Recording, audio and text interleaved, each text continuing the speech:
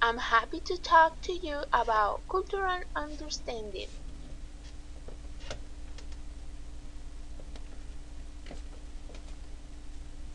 Let's talk about Hispanic and Latino. Let's learn how to refer to people that looks like Latino or Hispanics. Let me tell you this. People born in Central, South America, and some of the Caribbean nations use various terms to refer to themselves.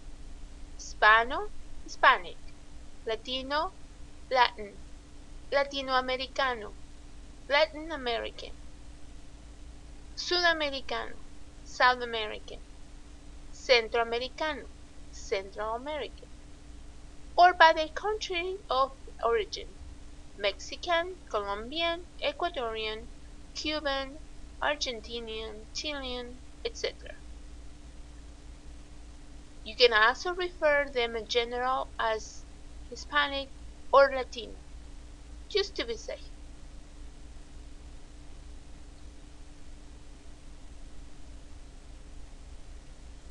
Now, let's talk about US population by ethnicity in percents from 2000 to 2050. White and non-Hispanic, 71.5%. By 2050, 52.8%. You will see a decrease there. Hispanics, 11.7 to 24.3. Black and African American, 12.2 to 13.2. Asian and Pacific Islander, 3.8 to 8.9%. American Indian or an Eskimo, zero point 0.7 to zero point 0.8. So if you see the numbers, Hispanic by 2050 will double the percentage and the Latino population will increase. My question to you is, are you prepared? Don't worry. Let's talk about characteristics of Hispanic families. A Hispanic family is a family oriented. Another characteristic is collectivist. Simpatía, which is like caring. Respeto, respectful. We'll talk about importance of education, language, personal space, and time orientation. We will talk about in specific of each one of these characteristics. Let's talk about family orientated. An individual is strongly identified with and attached to his family. Family refers to both the nuclear family and the extended family. Don't be surprised to have a meetings or parent-teacher conference or just school events with a lot of Latino extended family. May the grandma, uncles, cousins, and everybody will come to your events. There are strong feelings of loyalty and reciprocity among members of the family. Family closeness may serve to protect individuals against stress by providing a support system. Now let's talk about collectivism. This is related to the importance of family is the belief in the collectivism. Hispanic or Latinos tend to view the needs of the group as superseding the needs of the individual. Many of the parents had to sacrifice their families to come here to US to provide better lives back in their countries or to provide better lives here in US. This means that sometimes the individual have to sacrifice something for the good of the group, as I mentioned.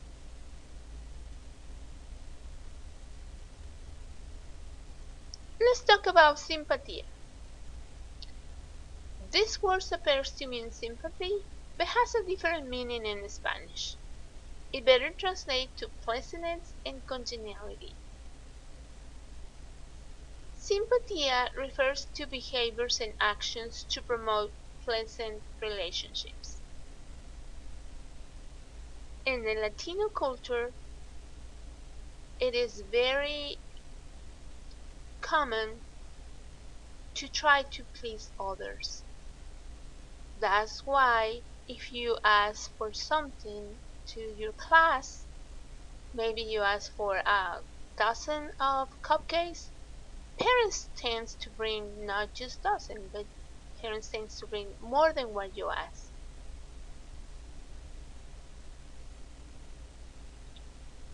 Now let's talk about respect. Respeto is related to simpatía. Its personal power is derived from being treated respectfully in interpersonal relations. Therefore, a person who is considered to be powerful is treated very respectfully. Teachers are seen with very high respect. Now let's talk about importance of education.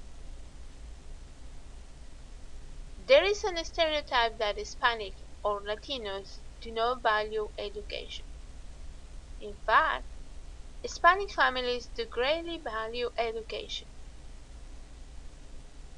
In a recent quiz, 95% of the Hispanic or Latinos parents surveyed responded that they believe a college education was very important.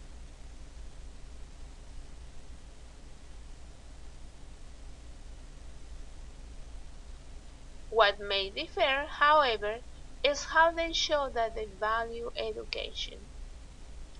Traditionally, in Hispanic culture, the teacher is viewed with great respect.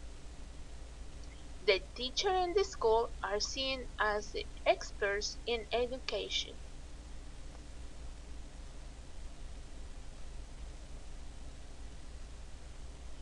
Because of the high respect with which the teacher is held, parents will be reluctant to question the teacher, to give suggestions, or to appear to be interfering in the educational process. This may give the appearance of not to value education. In parent-teacher conferences or meetings that you have with Latino parents, they may don't ask so much questions. That is not because they don't value education. It is because they see you as a high respect. They may gonna ask you one question: how my student is behaving.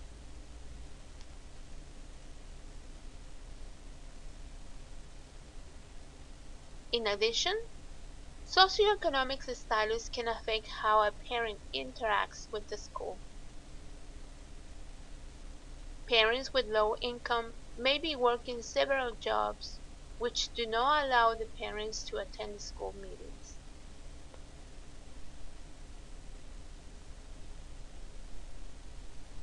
Homework. Does a lack of homework help and low attendance at school meetings should not be perceived as no value education. These factors combine to make it appear that the parents do not value education, but in general, Hispanics do believe that an education is important for their children. Many of the Latino parents know that the only heritage they can give to their children it is an education.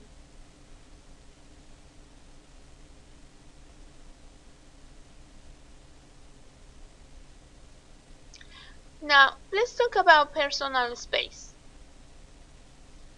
Personal space refers to the amount of physical space that is considered culturally appropriate between people. Hispanic have been found to refer a smaller personal space.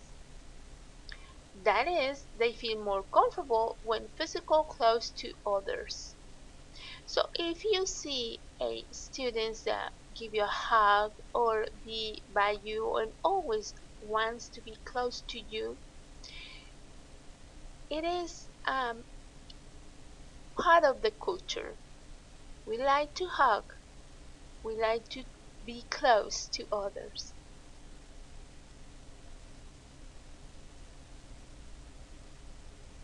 Time orientation. There is a difference between future and present oriented cultures. Hispanic or Latinos tend to be more present oriented. The quality of the interpersonal interaction is more important than the length of the time.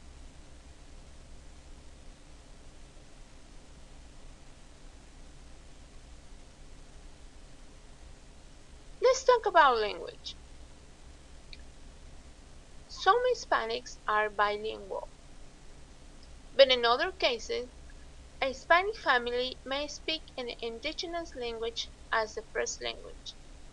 Spanish has the second language and the English as a third language. So many of our students speak English, Spanish, and indigenous language. Due a large population of the Guatemalan students in our district, let's talk about Guatemala intercultural analysis. Let me tell you some Guatemala facts. The population, it is 15,189,958 by 2016. Capital is Guatemala City. Major languages Spanish, more than 20 indigenous languages. Major religion Christianity, indigenous Mayans beliefs. Life expectancy 68 years for men and 75 years for women. Monetary unit quetzal. $1 equals 7.7 quetzals.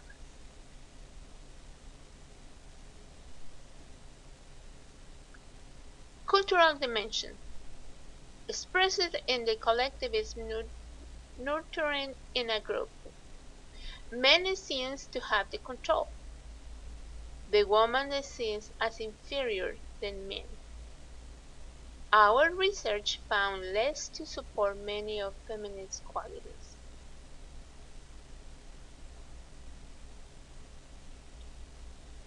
Guatemalan family. It is a traditional family dynamic. Children depend on their parents for guidance. Family members live in close proximity. Social events are collectivist. Families care for elderly relatives. Children have to work at an early age due to poverty.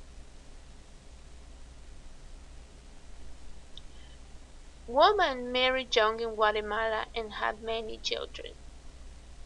Women at the age of 18 are considered too old to be married. It's very common for women to give birth at home. Due to the poverty of lack of transportation, children do not have medical care. Now let's talk about education. 60% of the population speaks Spanish. 40% speak indigenous Mayan languages. Dialects are spoken in many of the rural schools. Educational goal is to become unilingual. The native dialects of the majority of our students and parents is Mayan Chuj, followed by Acateco, and a minority speaks Quiche.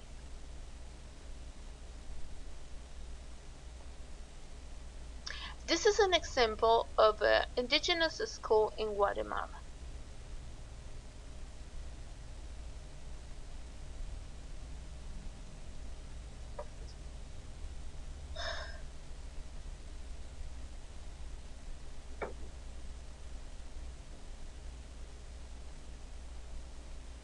Let's talk about some possible complications.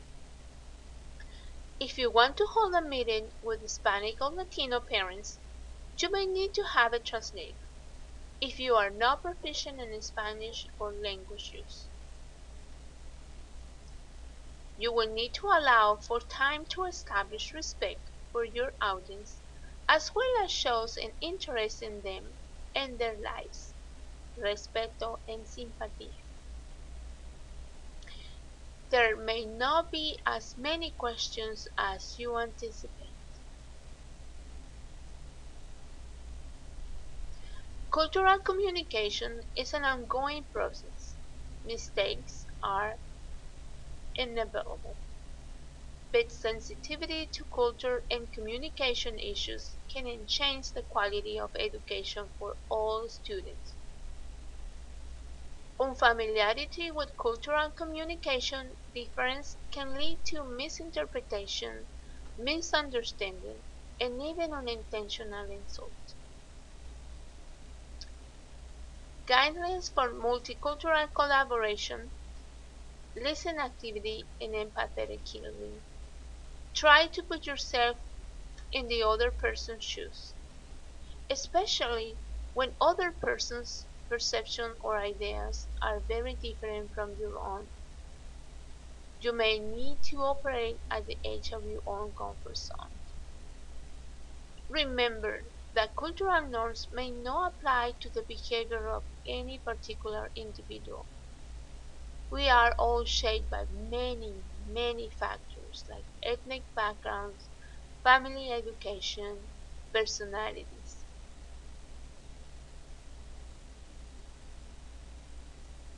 Remember, a major responsibility of teachers and aides at all grade levels is to teach the language and the communication skills needed for academic success and for careers in social mobility.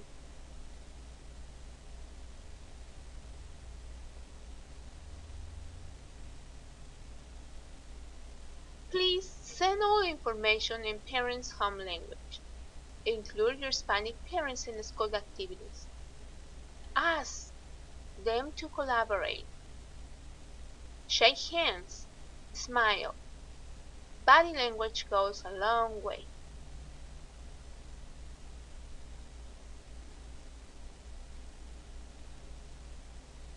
Remember, for important meetings like IEP, evaluations, parent-teacher conference, have a competent interpreter to help you out.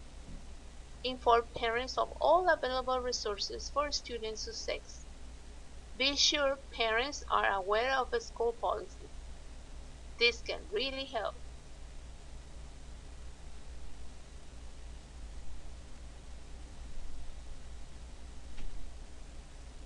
Assimilating a new culture and adapting does not mean disregarding your own culture. Every culture should be embraced with respect and tolerance.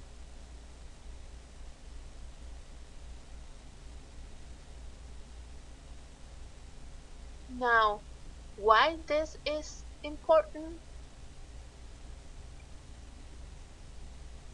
Have knowledge of the culture of our students. It is a great tool to know their behaviors, their traditions, and to understand their difficulties, to know better the way to educate them, and especially to have an idea on how we can help as educators to have successful students. Seymour Community Schools strives to maintain good communication between parents and educators. This is why it is important for us to have broad knowledge of the roots and culture of our students. Seymour Community Schools has now a bilingual staff in all our buildings. Jackson Elementary has secretary Dinora Jaime, Rocio Godinez as an aide, Marian Fields, and Kevin Villaseñor. Brown Elementary, the secretary, Yorami Barradas, aides, Rosario Hasso, Rachel Fontanes, and the corporation translator, Jorge Ortiz.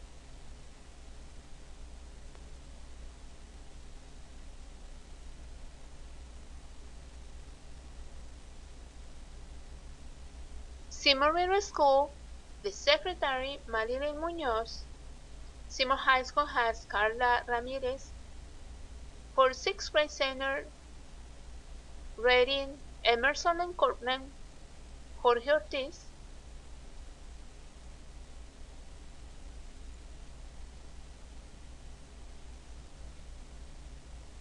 If you want to hold a meeting or you have a concern or question with Latino parents, please don't hesitate to contact me.